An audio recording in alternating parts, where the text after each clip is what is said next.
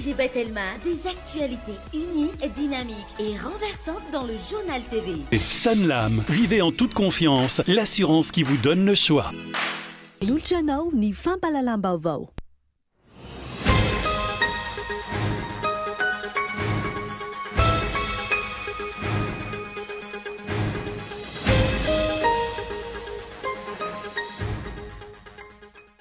Tsy mifanaraka amin'ny lalàna amin'ny feno fividianana ny zava-misy eny anivon'ny fokotany amin'izao fotoana.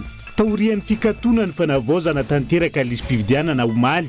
Misy amin'ireo CLRE no mbola miandry ny toromarika avy amin'ny CENI hatramin'ny androany ka mbola mijanona tahirizina eny anivon'ny fokotany ireo lisam-pividianana.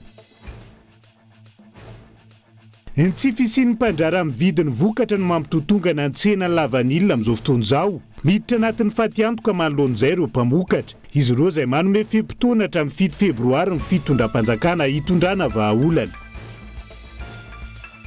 Isan'ireo bibikely aondrany Madagasikara ny La Réunion larve de guêpe nanomboka ny taona 2012. Ankehitriny tokony ampanarana ny fenitra Eoropeanina ny fomba fikirakirana sy ny fanondrana anazy araka ny fanambarana navoaka ny vondrona Eoropeanina eto amintsika. Nijanona teo amin'ny lalao manasa-dalana ny nofinofiny Barean'i Madagasikara nandritra ny tranona 2022. Niondrika iray nohoatra nanoloana ny Senegal sika. Ny vahoaka malagasy izay nankasitraka azy ireo nanoloana ny dingana vita tao anatin'ity fifaninanana ity. Mitsidika ao RD Congo ny Papa François amin'izao fotoana izao. Nisy arak'izany lamesa iray lehibe niarahana tamin'ireo mpino katolika Congolais tany an-toerana androany. Manoloana io voatokana ho andro tsy fiasana tany an-toerana tamin'ity androany ity. Miantsy prian'izay.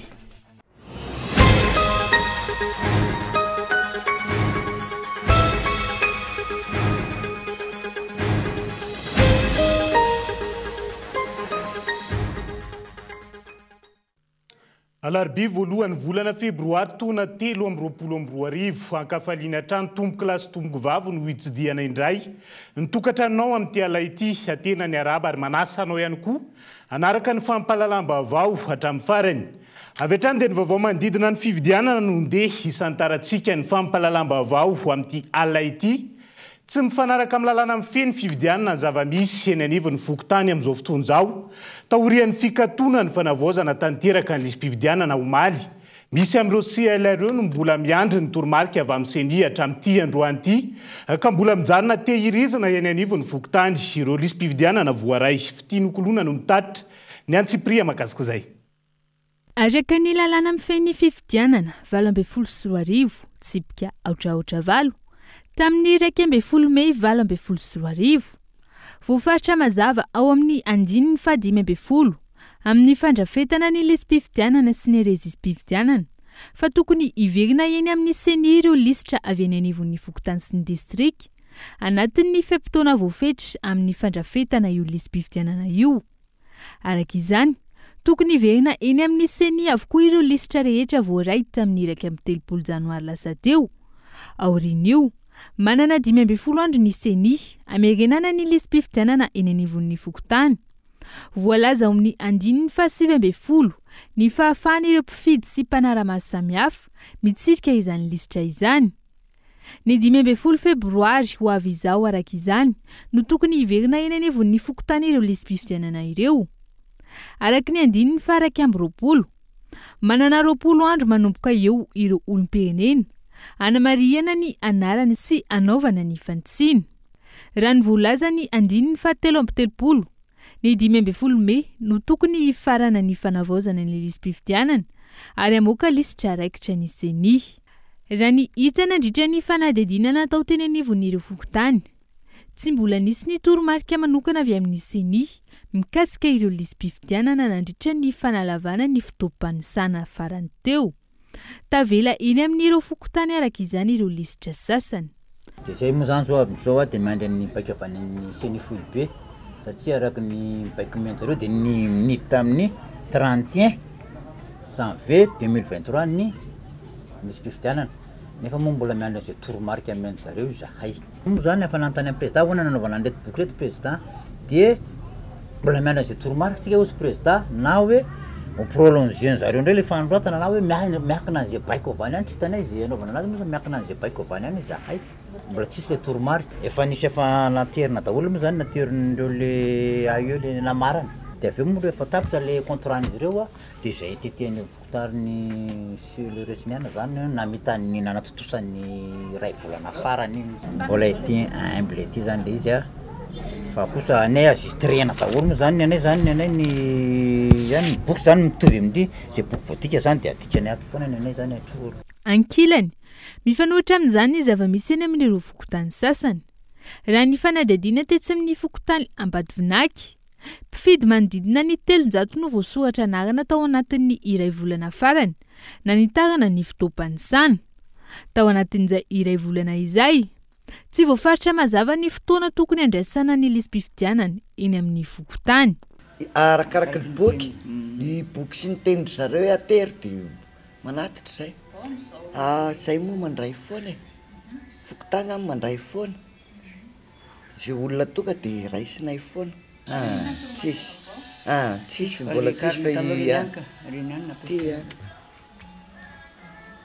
ty any ny andraisana zao le olona vo de rehefa fa de aterina foana mahagaga araka izany ny fomba fiasan'ny seni amin'ny fanavaozana tanteraka ny lisam-pifidianana raha ny hita mijanona ho tahiry ao amin'ny fokotany sasany ny lisitra noho ny tsy fandraisana andraikitra avy amin'ny seni ireo fipetraharana orin'ny daty fikatoanan'ny fanavaozana ny lisam-pifidianana izay efa voafaritra mazava amin'ny andian-dalàna samihafa saingy tsy miatra izany raha ny fanadihadiana natao androany tamina fokotany teto andrenivohitra maro ireo mbola noho ny fisoratana anarana ho an'ny fokotany ambady vinaky ohatra navita boky miisa 3 ahitana olona 520 androany voalohan'ny volana febroary tahaka izany ihany koa ny teny amin'ny fokotany Ankorondrano izay efa mihoatra ny olona 520 ny tapany maraina teo tsy intsony zay hofandehan ty lisam-pifidianana ty araka zany fa mampitotongana ny tsena lavanila eto Madagasikara amin'izao fotoana izao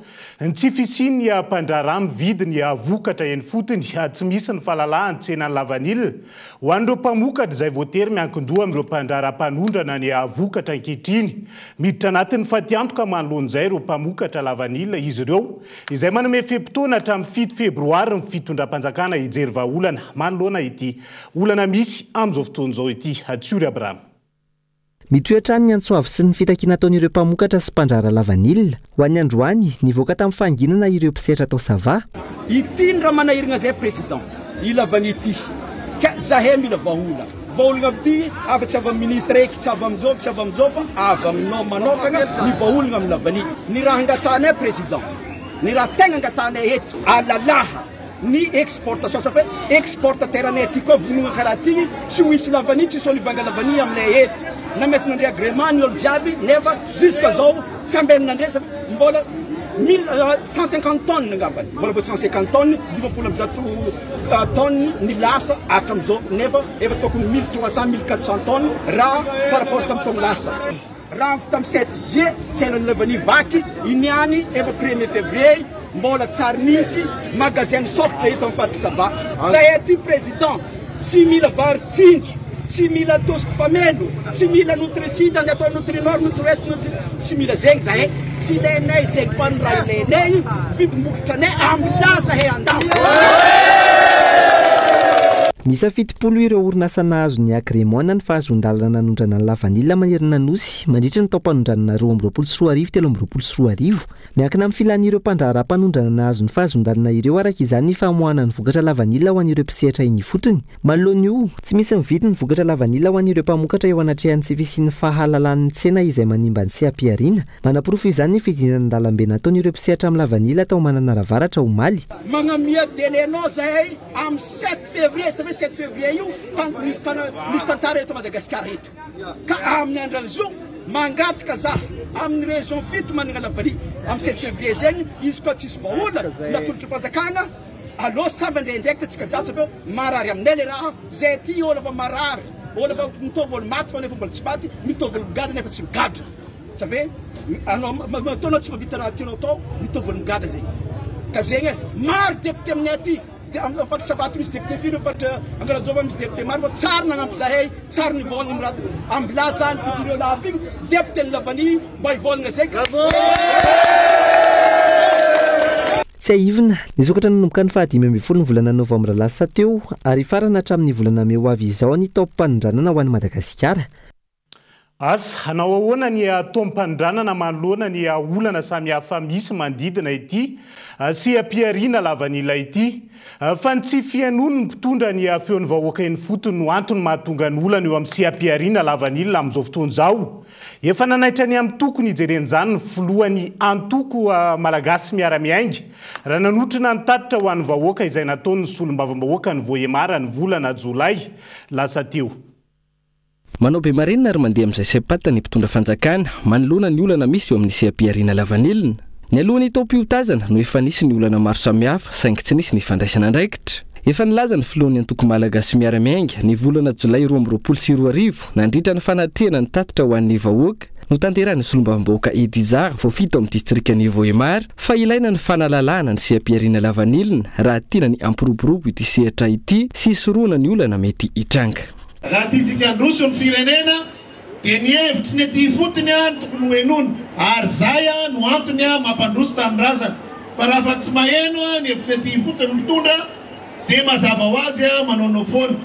Zay ny etahitanareo taty raha ndresaka tamin'ny solombavam-bahoaka izay. Raha tiana androso raha tiana ho tsara ny tsenan'ny lavanilo aty dia tokony henoina ianareo. Tokony atao malalaka ianareo hiasa, tokony afaka misitraka amin'izany daholo indrindra ny faritra aty amin'ny Sava. Azo atao ny misoroka ny olana raha misy ny fandavan-tena sy fahavonona ny mpitondra hanome lanja sy sehatra ny fotony raha ny fanazavana hatrany. Ivadika vetivety anatin'ny seha-pitaterany sika anatin'ity vaovao manaraka ity. Ireo fiara vavety mitondra hatrany amin'ny 80 taona no namotika ny lalana hoy ny filohan'ny Repoblika ny Madagasikara tany Ilakesta Vatomandry. Ny sabotsy lasa teo nazava nefa ny voalaza ny didim-pitondrana ny voaka ny taona 7 fa tsy nisy antondra entana ny oatra ny 470 taona. Ireo mpitatitra ary enitra ny fanaraha-maso tamin'izany fotoana izany.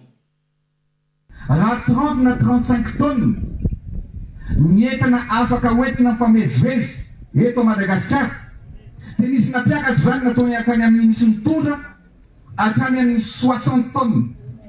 Ahoana moa tsy apotika ny lalana tokolasy tokovavy. Tsara ho fantatsika ny zava-misy. Io ny voalazan'ny filohan'ny Repoblikan'i Madagasikara raha naneho ny heviny mahakasika ny fahasimbany lalana eto amintsika amin'izao fotoana, indrindra ny lalam-pirenena faharoa. Voalaza tamin'izany fa noho ny fangatahana nataon'ireo mpitatitra nandritra ny fotoana ny atrehanan'ny Covid-19 nampiakara ny hovesatra afaka entin'ny fiara vaventy io. Nazava tsara nefa ny voalazan'ny didim-pitondrana navoaka ny ministera tompon'andraikitra ny taona 2024 izany hoe mialoha ny valanaretina Covid-19 mikasika ny fomba sy ny fanasazena vaovao amin'ny fanaraha-maso ny vesatra amin'ny lalana. Misy lanja voafetra ny lalàna ireo fiara mitokana na ny véhicule isolé sy ireo fikambanana fiara na ireo véhicule articulé ary nisy onitra tsy maintsy aloha raha nisy entana mihoatra. Ho an'ny fiara mitokana na ny camion isolé ray faingo 7 taona ny fetrany fanampinetana tsy andoavana onitra ho an'ireo 2 Jesu ary 2 faingo 9 taona ho an'ireo 3 Jesu. Tsy nisy ny fetrany fanampinetana tsy andoavana onitra ho an'ny fitambarana fiara na ireo véhicule articulé. Izany hoe mandoonitra avy hatrany raha vao nisy fanampinetana tsikaritra. Napetraka ho 2 faingo 7 taona ny fetrany fanampinetana ara-panjakana na ny seuil de surcharge administrative ho an'ny fiara 2 Jesu camion isolé ary 2 faingo 9 taona ho an'ny 3 Jesu. Ho an'ny fitambarana fiara na ny véhicule articulé 4 Jesu napetraka ho 3 faingo 2 taona ny fetra fanampinetana ara-panjakana na ny seuil de surcharge administrative io ary noferana ho 4 faingo 4 taona ho an'ny fitambarana fiara manana lasi 10 no mihoatra. Ny lanja amin'ny ankapobeny 7 taona ho an'ny camion isolé 2 Jesu, 20 taona ho an'ny camion 3 Jesu ary 30 taona ho an'ny camion 4 Jesu no mihoatra. Raha io no jerena araka io didim-pitondrana navoaka io hatrany 40 taona ny fetra avo indrindra azon'ny fiara be mifampitarika entina na ireo véhicule articulé. Izany hoe raha toka 40 na 40 taona izany teo aloha ny ampy 4 taona no ny fangatahana nataon'ireo mpitatitra. Vesatra izay mifanalavitra amin'ny 80 taona voalazan'ny filoha nandritra ny kabary nataony tany Ilakesta Vatomandry. Tsy nisy ve ny fanaraha-maso ka nahatonga ireo fiara vaventy nitondra hatrany amin'ny 80 taona. Raha tsy nisy ny fanaraha-maso sy ny fampiarana ilay didim-pitondrana navoaka, inona no antony nahatonga ireo mpitatitra ny tokony teny amin'ny station de pesage Ambomalaza ny 20 septambra 2024 tamin'io andro io raha tsy ivina nisy mpitondra azo avy an'ny Moramanga nijanona ray na 2 kilometatra idirana ny station de pesage Ambomalaza. Antony nijanonany nahafantatra ny mpamily fa tsy maintsy andohonitra sisa azy noho ny fitondrana vesatra mihoatra. Antony nampitokona ireo mpitatitra teny Ambomalaza ihany koa raha tsy ivina hatrany ny fepetra entitra no raisina ka tsy maintsy nanao déchargement avokoa ireo fiara nanana lanja mihoatra. Raha izany no zava-nisy ny tsify sy ny fanaraha-maso ny vesatry ny entana ve no nanimba ny lalana sa ireo lalana eto amintsika tsy nisy fanamboarana sy fikojakojana tao anatin'ny taona maro. Afaka mamaly izay fanontaniana izay avokoa ny rehetra fa nahitana fiakarana hatramin'ny 20,100 ny saran'ny tolotra amin'ny fizahan-tany na ny forfait touristika eny anivon'ireo mpisehatra maro amin'izao fotoana izao. Betsaka ny antony io saingy loha laharana ny afaratsin-dalana amin'izao fotoana izao izay misy fiantraikany goavana amin'ny asa ho ny filohan'ny top na ny association des tour opérateurs de Madagascar tamin'ity androany ity. Velotaraina manoloana ny faratsin-dalana ankehitriny ireo mpandraraha manodidina ny fizahan-tany raha ho an'ireo mpisehatra mivondrona eo anivon'ny top na ny association des tours opérateurs de Madagascar miova avokoa ny tamina rehetra amin'ny fitondrana ireo vahiny. Vokatry ny lalana izay tsy maintsy hovaina kely ny taminina sy ny sy fisiany volona loatra dia misy ohatrany hoe raha mandeha any Toliara zao zahay taloha dia mandeha zahay manao mandroso miverina amin'ny lalana kanefa ovana hofohifohy kokoa ny lalana izay atao isan'andro. Kanefa raha tianana tolotra tsara ianao dia alaminao dia ny mialoha hoe inona no zavatra vita ao anatin'ity fotoana ity sy ny toerana aleanao androany satria ohatra ny manao destination Antananarivo Antsirabe ianao androany dia tsy hoe mandeha fotsiny ianao eny an-dalana eny dia ao anatin'ny fiara fa tsy maintsy mampiseho inona daholo ny zavatra kanto sy meva aseho an'ireny mpizahatany reny. Raha fampidinana ny saran'ny forfait touristika ihany koa no tokony atao histonana ny mpizahatany ho avy eto Madagasikara indrindra anatin'ny politika ny fanarenana ny sehatra tsy afaka namiditra amin'izay ny mpisehatra ankehitriny ny mifanohitra an'izay no mitranga no izy ireo tsy afaka ny mamono antoka.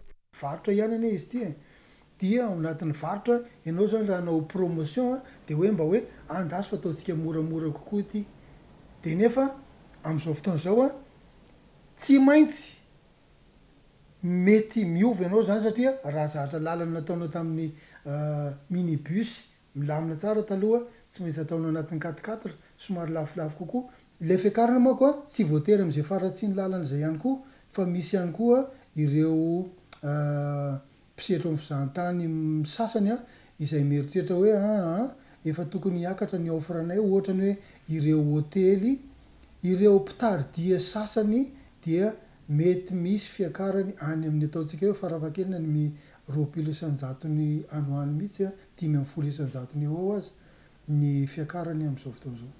Manaitra amin'ny fitondram-panjakana amin'ny fanarenana aingana ny lalana araka izany ny mpisehatra amin'ny fizahan-tany raha ny fanazavana nandritra ny fotoana nampamaivany Covid-19 no efa tsy hita ny fanohana ny fanjakana azy ireo.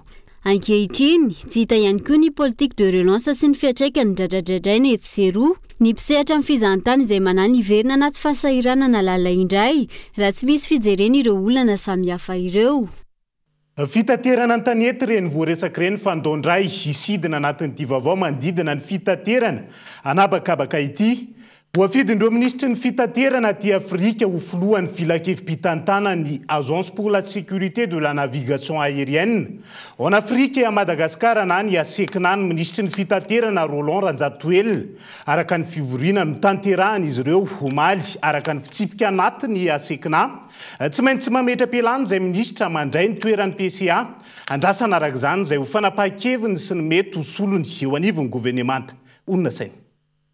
Mety isy fanovana ny mpikambana eo anivon'ny gouvernemanta raha mandray ny toerana mafilohan'ny filan-kevim-pitantana ny Agence pour la sécurité de la navigation aérienne en Afrique et à Madagascar na ny ASECNA ny ministra ny fitaterana Roland Ranjatoelina. Ny tenany izay voafidin'ireo ministra ny fitaterana miisa 20 mpikambana eo anivon'ny ASECNA araka ny fivoriana nampitaindavitra ny tanterahana omaly. Raha ny fampitambavao ray tapitra ny volana aprily izao ny fepito-piasan'ny PCA ny ASECNA ankehitriny ka antony ny rosoana tamin'ny fifidianana izay andimby azy.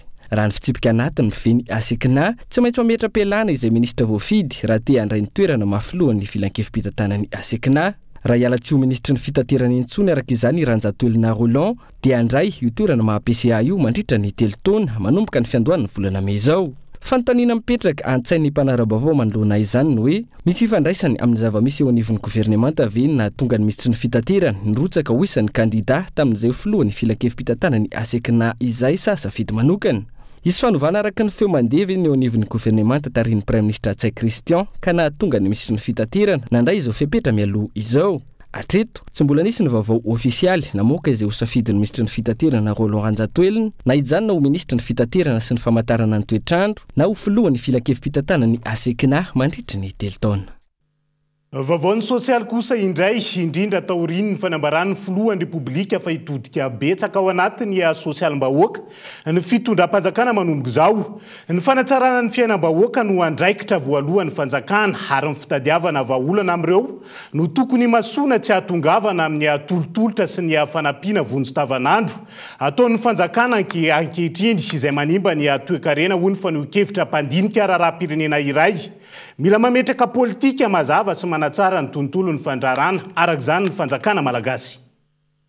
Tsy mifanaraka sy mifanohitra hoy ny mpandinika ny raharaham-pirenena ny kabary ataon'ny filoham-pirenena raha toa ka tao anatin'ny kabary izy no anilaza fa amboarina ny lalan'ny vatomandry manoro ary nilaza ihany koa izy tao anatin'izay kabary izay fa ho ajanona aloha ny fototra-fitrasa ary ireo izay efa nametrahana vatofototra ihany no vitaina. Manimba ny asan'ny fitondram-panjakana ny zavatra toy izany ho iatranty ny mpandinika ny raharaham-pirenena. Faritra maro no miandrandra ny fanaovana fototra-fitrasa isin'ny tolotrasa amin'ny faritra lavitra ny renivohitra. Ny fanampiana ny fototra-fitrasa ihany koa raha ny fanazavana no hampandrosoana ny firenena.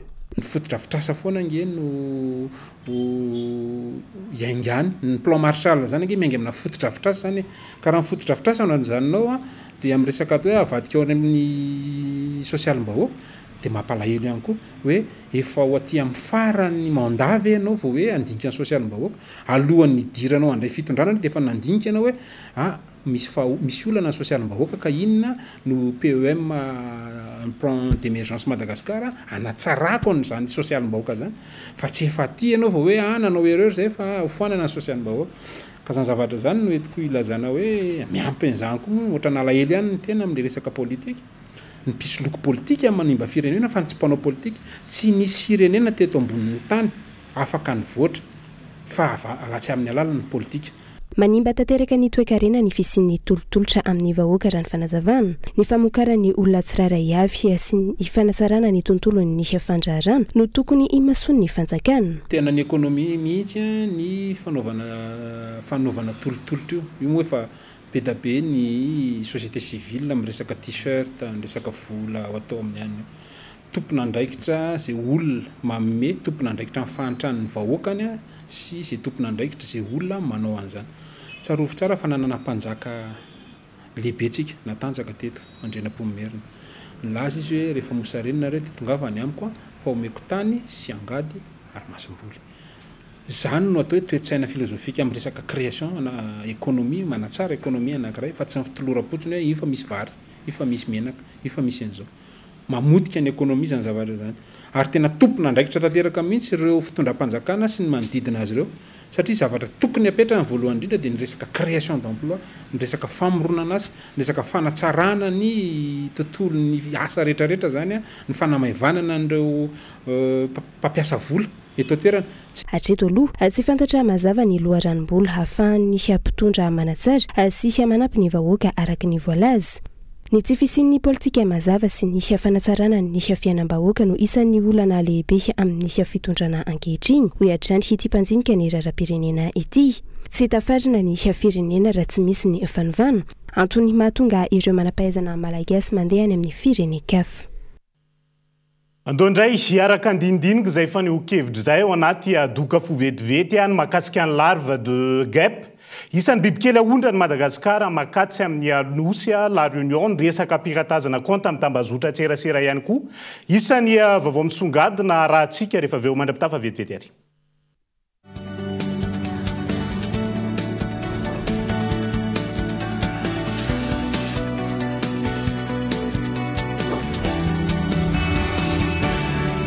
finday kado smartphone vaovao be S Prime finday raiky ifandraisanao maharitra amin'ireo akaiky anao amin'ny vidiny 399 000 ariary tonga vahaigna ny amin'ny teny marchand ampanjifan'ilay ho anao.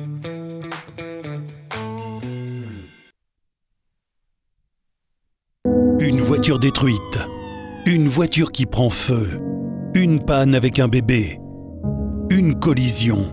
Puis, on se souvient que quand on est chez Sanlam, on peut être tranquille et confiant car on est protégé contre les accidents, l'incendie, le vol. On a aussi droit à une aide au constat, au remorquage et même à un véhicule de remplacement car l'assistance est gratuite. Et oui, gratuite. Et tout ça au travers de 4 nouveaux packs Auto Sanlam au choix. Avantages, évolutive, confort et liberté. Sanlam, vivez en toute confiance, l'assurance qui vous donne le choix.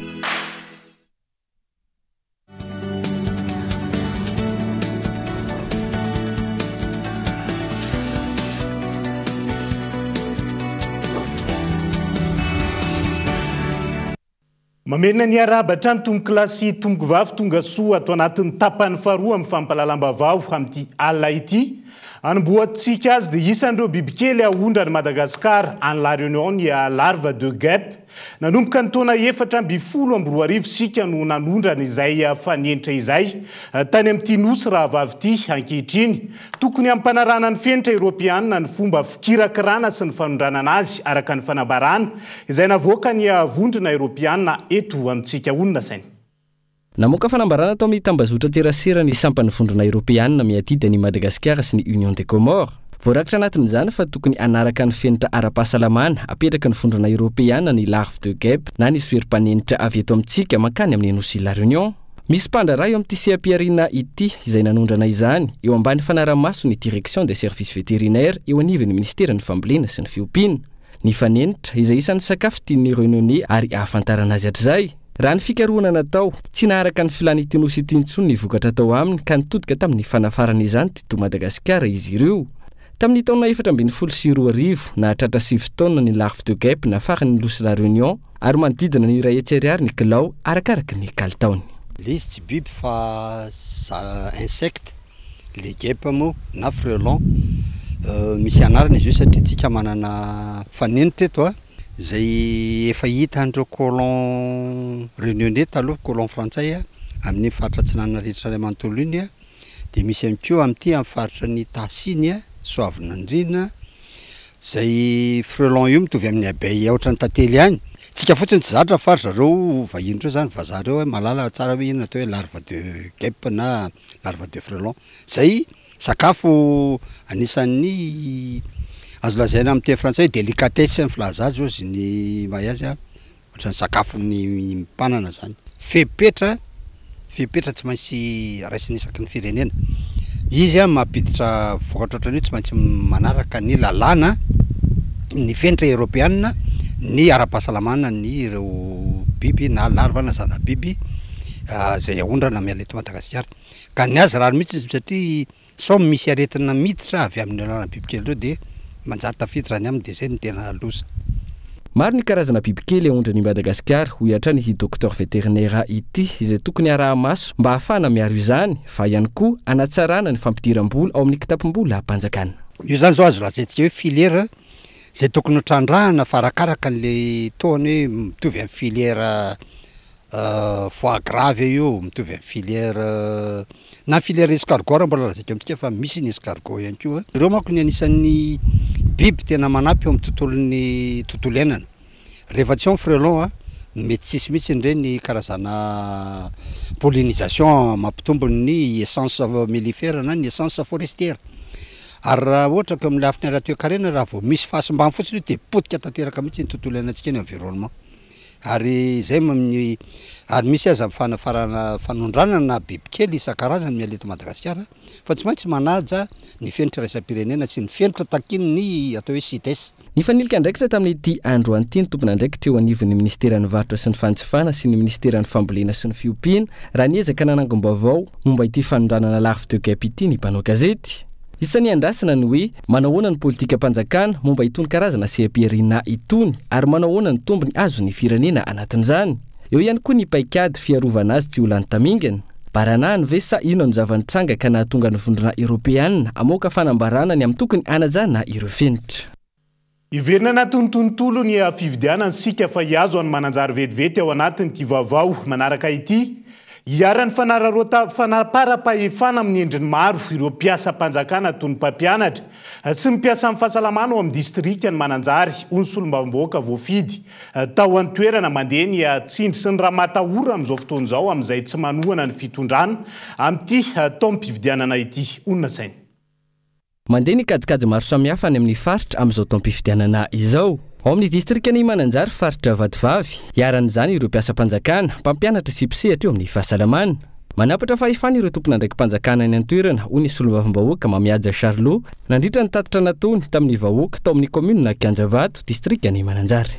Fa ary zareo piso lelaka, ary zareo pila ranoranony sy pila disidefo, mila derary no manery miaraka aminay aby ny mpampianatra, menasena amina affectation ny mpampianatra, asa haro matahotra raha namboariny tamin'ny vahoaka ka leo mampatahotra meloha mba ahafahana mitana an'le plasy erovam-batana dia tanana forcé le fahefana ary raha misy ny zavatra hanimba ny filoham-pirenena perinasy io dia sy izy finekamany mpanohana anazy io satria le fiezika ataon'ny akamany aty agnaty fiarahamonina aty mankaleo vahoaka fa ny taona 2023 aty dia taom-pifidianana filohan'ny repoblika ny Madagasikara mbola sisy daty mpifidianana ny vokatra amin'ny tiniany itona ka regny fidantiny sy fantara aza taitra aloha fa mizaha io mikorapadrapaka io nampizabaka asika io. Nanaitra ireo vahoaka ny fotony ihany koa ity solombavambahoaka ity ny amin'ny tokony anaraha-maso ny sotram-pifidianana iny fotony. Ankoatra izay tokony avelalalaka anio ny safidiny vahoaka ho hiatrany ny solombavambahoaka amin'ny mahatany mandala ny demokrasia any Madagasikara. Mbola ny any amin'ny distrika ny mananjary zay fa asa manahoana ny zava-misy any amin'ireo distrika samihafa manena ny Madagasikara. Veratra amin'ny 300 ny vary akotrina ny varivao teto Andrenivohitra noho ny andro ratsy sy ny fandalovany rivodoza farany teo anton'izany ny tsy fahafahana nanela ny vary araka ny tokony ho izy hoy ireo tantsaha ny tsara ihany koa ny tsy tsara ihany koa ny vokabary tamin'ity noho ny tsy fampiny rano hatramin'ny fanomboa ny fanetsana. Folo andro tsy afaka ny ely ny vary vao teto Andrenivohitra. Ny tsiry avokoa noho izany ireo vary ho an'ireo tsy manana trano na ahafahanana naparitaka azy ny andrasana masoandro. Hatramin'ny 300 ny fahaverizany vary vokatra izay raha nambaran'ireo tantsaha. Andriamanitra namehan'ny andro dia tsy hay nandro ratsy na siklônina moa dia tsy afaka mivoaka daholo vary dia zao mana ohatrany andro maina. Naniry tany an-trano aloha dia ny sasany tahirizina anaty tômôbila izay mana tômôbila tsiry ny vary. Dia indraindray maniry dia lasa kofa fotsiny. Eo amin'ny 30% eo ngamba raha tokony hoe 100% izy dia very raha ohatra hoe 10 kilo dia mety very. Hoe 1 tonne zao ohatra dia mety very eo amin'ny 300 kilo satria lasa kofa le vary. Ny vary taona tsy vary aloha tsy mahavita taona ny anay.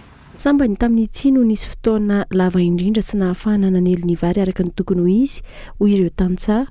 Na izany aza tsy misy fiatraikany amin'ny kalitaon'ny vary kosa nefa izany raha ny taritratrany. Zay manavary foana fa ny andro fitandro 10 andro iny zao tsy mivoaka mihitsy ny vary. Tara izy eo amin'le fidiran-dranoketra zany nahatonga anazy taraiky. Tsy kely tsy tsara aloha ny teny misy ny ambinina moa zany na tambara eo dia misy vokatra be tsy dia misy tsy vokatra. Tena tsy ampizesika namana mahatonga zany. Izy aloha tsy maninona raha vao mahazo rivotra fotsiny vary mbola misy tsirony ohatry zany ary. Fa le ny olona zany matetika manatrano malalaka dia aparita jitany kely izy dia mahazo rivotra izy tsy maninona. Tsy tsara kosa ny vokatra ho an'ity taona ity raha nambarin'ireo tantsaha isan'ny anton'izany ny tsy fahampian'ny rano nanomboka tany amin'ny fanetsana. Tanora sy ny tontolo ny asa kosa indray dia ilaina ny famolavolany ireo tanora hananaviana sy toe-tsaina te hivoatra sy hanangana orinasa miainga avy amin'ny herin'ny tena manokana. Hoy ny tompon'andraikitra teo anivon'ny ministeran'ny tanora sy ny fanatanjahantena tamin'ity androany ity manoloana ny fahasarotana amin'ny fitadiavana asa amin'izao fotoana izao ny tsy fanana ny oviany io izay isan'ny mampitotongana ny tahan'ny tanora tsy hanasa eto Madagasikara ankehitriny. Maro ireo tanora tsy hanasa sy manao asa tsy mifanaraka amin'ny lalam-piofanana noratoviny eto Madagasikara. Porofon'izany, nihoatra ny 500 ireo tanora liana sy namely antso tamin'ny fampiofanana rakasa, ny famolavolana tanora hananana viana matotra hiatrehana ny hoaviny izay natao teny amin'ny Palais des Sports Mahamasina. Tanora izay misedra olana eo amin'ny fitadiavana asa sy ny tsy fahafantarana ny lalam-piofanana tokony arahany. ho anahy manokana afantatra zavatra vaovao dia nahaliana koa ilay izy satria hoe misy fampianarana momba ny zavatra hoarahana rehefa manomboka miakatra ny dingana. Ny hitako hoe olana eo amin'ny tanora dia ny resaka kamoana sy ny tsy manam-piniavana hanomboka anao zavatra. Mila manana vision mihitsy ny tanora raha dia ohatra hoe hanana ho avy tsaratsara dia izay mihitsy le lafin-kevitra hodiny anato androany. Voalohany indrindra aloha zany mahatonga an'le tanora tsy hanasa ny sasany misy hoe ohatra hoe afaka baka fotsiny dia avy eo tsy hitany izay atao, tsy hitany le tena hoe hanohizana an'le fianarana. Dia ny ankoatr'izay koa mety ohatra hoe misy ny olana eo amin'ny ara-bola indray ohatra ny tsy afaka manosika trony indray aman-dreny dia tsy maintsy mijanona. Araka izany, ilaina ny fanofanana ireo tanora manomboka eo amin'ny 17 taona ny ananany vina sy ananana toe-tsaina dia hivoatra. Satria misy ny tanora mianatra fa tsy mahafantatra hoe inona ny fiafaran'ny fianarana. Misy ny tanora na efa manana lisansa na manana master any amin'ny anjerimanontolo mbola rehefa vita ny fianarana mbola tsy fantatra hoe hanao inona rehefa avy eo. Dia izay indrindra no antony nanaovanay an'ity fiofanana androany ity mba hahafahan'izy ireo mametraka viana, mametraka hoe inona ny tanjona hatrehana eo amin'ny fiainana ary ahoana ny ahatongavana amin'izany tanjona izany. Ny zavatra endrasana amin'ny tanora zany dia mba misy fiovana eo amin'ny saina aloha voalohany indrindrany satria ny fiovana dia manomboka any amin'ny changement de comportement ka ao aorianan'ny fiofanana zany dia tokony hisy fahatongavan-tsaina ao anatin'ny tanora hoe manomboka tsy amiko ny fiovana fa tsy miandry olona ako mba hampisy an'izay fiovana izany ary za ihany koa no mitondra ny fiovana eo amin'ny fiarahamonina izay misy ary mitondra ny fiovana eto amin'ny firenena. Itony izy Masy Sabotsy izao ny fiofanana life skills safanohitra etsy amin'ny Palais des Sports Mahamasina. Isy ao anatin'izay ny fitadiavam-baolana mahakasika ny tanora tsy hanasa eto amin'ny firenena. Vaolana izay tokony hampiarina ao aoriana izao hetsika izao. Mbola ezaka goavana araka izany ny fampanananasa ny tanora, indrindra moa izany ny tanora raha ny eto Madagasikara amin'izao fotoana izao, saingy mila mitandrina satria raha ity fanadihadiana manaraka ity dia ireo tolotr'asa miseho amin'ny tambazotra-tserasera no isan'ny mila hitandremana. Hisorohana ny piratage de compte hono teo anivony sampandrara misahana ny ady amin'ny cybercriminalité. Antony nahitana fiakarana ny olona cyber zany amin'izao fotoana izao. Azo atao ankilany miaro ny compte amin'izay hono mpisehatra amin'ny informatique iray nanaovana fanadihadiana tamin'ity androan'ity Nela Ranefson. Endrika fanjikan-dalàna ny piratage na compte ny olona iray na ihany koa ny accès frauduleux amin'ny compte Facebook na mail sy ny sisa. Nahitana fiakarana io fanjikan-dalàna io hateto amintsika hoy teo anivony asampandrara miady amin'ny cybercriminalité. Raha ny hita tamin'ny taona 2024 iny, maro ny antony hoiatrany ireo mpitandro ny filaminana.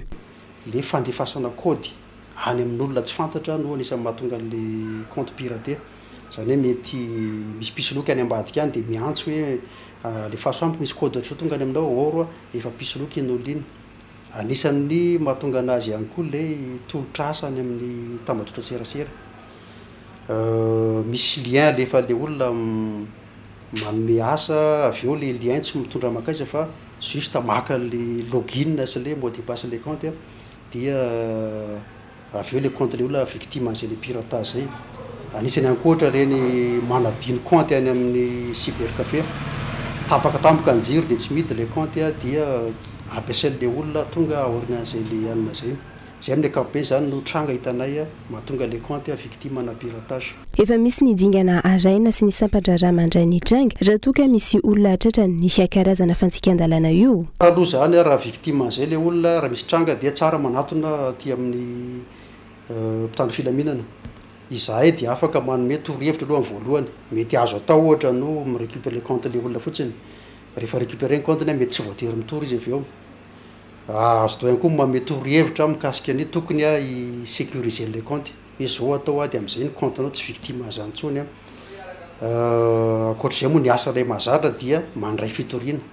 Rehefa tena tia handeha lavitra le olona dia tonga mametraka fitoriana le mpitory za victime an'izao dia mitory ny olona mampiasa ny compte koa na olona mitondra ny compte koa aty amin'ny gendarmerie. Zay marina tsara fa maimaimpona ny asa ataon'ny gendarmerie fa tsy hoe misy vola loko na misy fitaovana entina avy any fa dia maimaimpona teraka. Azo atao ho ny miaro ny compte sy mamerina izany amin'ny tompony saingy misy ny dingana sy fiarovana mila apetraka. Rovana en général misy teboka vitsivitsy ho resaka zany ohatra voalohany a eo ampamoronana an'le compte zany mamorona compte Facebook anankiray tsy voatery Facebook io na LinkedIn io na mail efa misy zany zao ny minimum de sécurité apetraka ry zareo ao ny antsoina hoe double facteur zay double facteur zay zany a sady misy connecté amin'ny mail koa sy mot de passe nefany mbola manisy ihany koa vérification ohatra amin'ny téléphone na amina email anankiray hafa raha ohatra ka misy olona miditra zany a dia manao vérification izy aloha hoe tena za marina ve ty dia mandefa code de confirmation any amin'ny téléphone tsara zany iny activena zay tena nisy amin'ny fiarovana angezabe aloha na téléphone io na email hafa téléphone aloha mivoatra hatrany teknôlôjia amin'izao fotoana ary mila mailo hatrany hiany tsirairay avy tsara ho ireo mpitandro ny filaminana ny manamarina ny olona miresaka raha toka misy nisy fitakiana anafangatahana vola amin'ny alalan'ny konty iray fivoarany endrika fisandohana avokoa zany ka ilaina fitandremana fampitoanetana misaroa teny anivony serana ampiaramanidiny vato no nahitra-ponja omaly no ny arara fangalarana entana mpandeha tao amina kompania pitatena iray fitarainana napetraka ilay ny arambona tamin'ny azotra iray sam-pirenena nandehanana moa no nafahana ny sambotra azy ireo raha nitatry ny zandarmaria miasa eny anivony serana ampiaramanidina ivato tanela mino arso nahiditra ponja omaly ireo olona misy saroa kirakira sy mpibata entana eny amin'ny serana ampiaramanidiny vato rehefa natolotra ny fitsarana ny andron'io hatrany no ilay raharaha fangalarana entana mpandeha tamina zotra iraisam-pirenena iray tetsy vato ity mpandeha ity izay tsy aivina fa nametraka fitarainana tamin'ilay zotra iraisam-pirenena nandehanany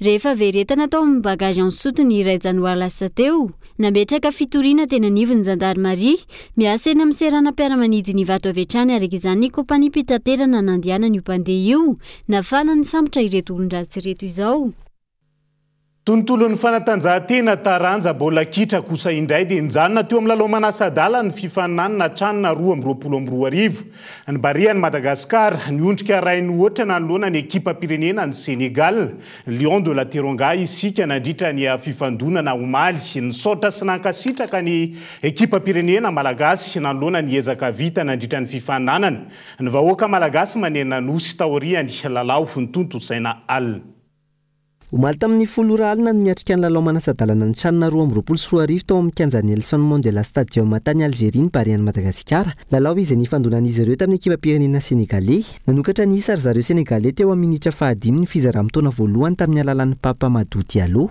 hoping for something from this game.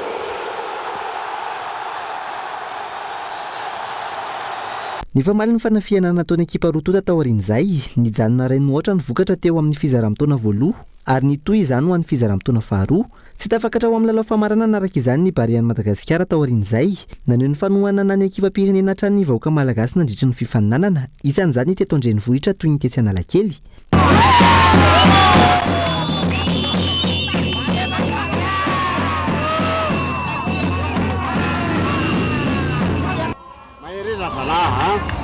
tsy voatery foana tsika hoe mba misy endrikely reny maherezy courage vola manohana barea foana tsika alefa barea manohana foana tsika hatrany farany alefa barea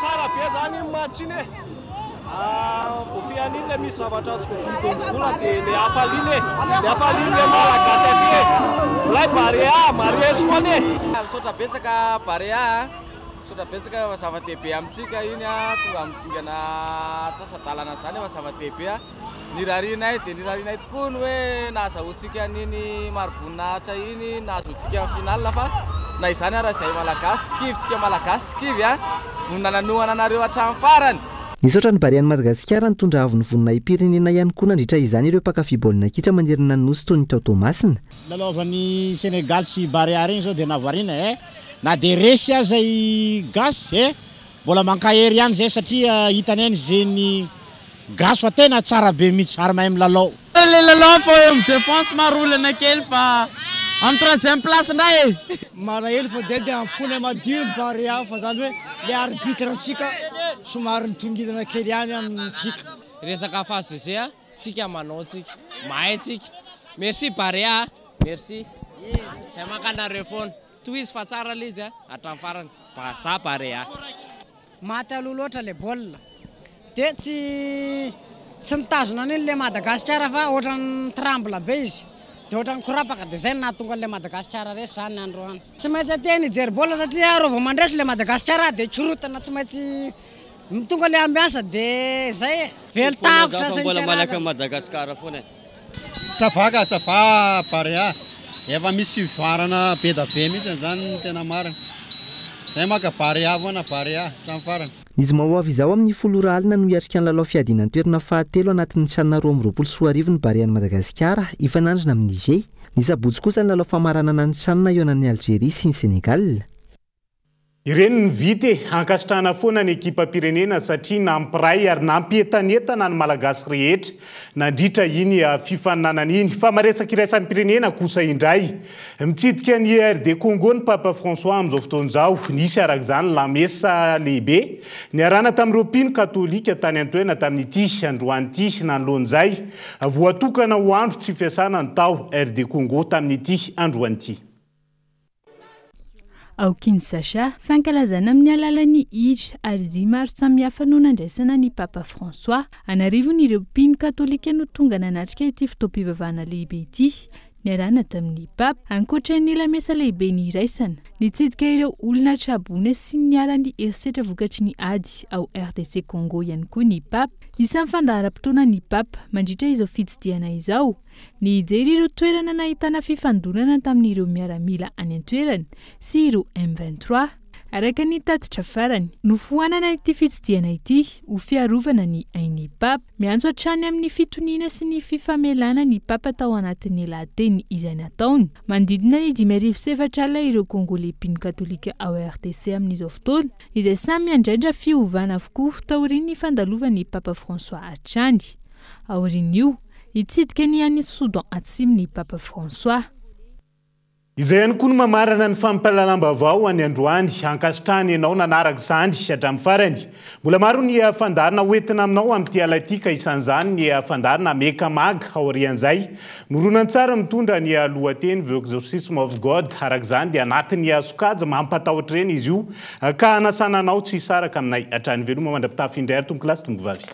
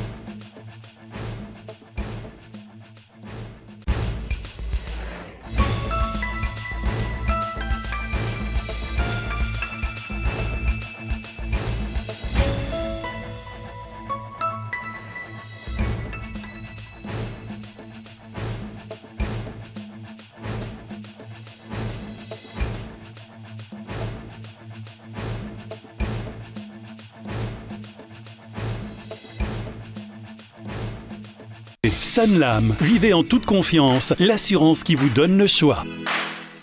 Vous a présenté Nivavo. 5G Batelma, des actualités uniques, dynamiques et renversantes dans le journal TV.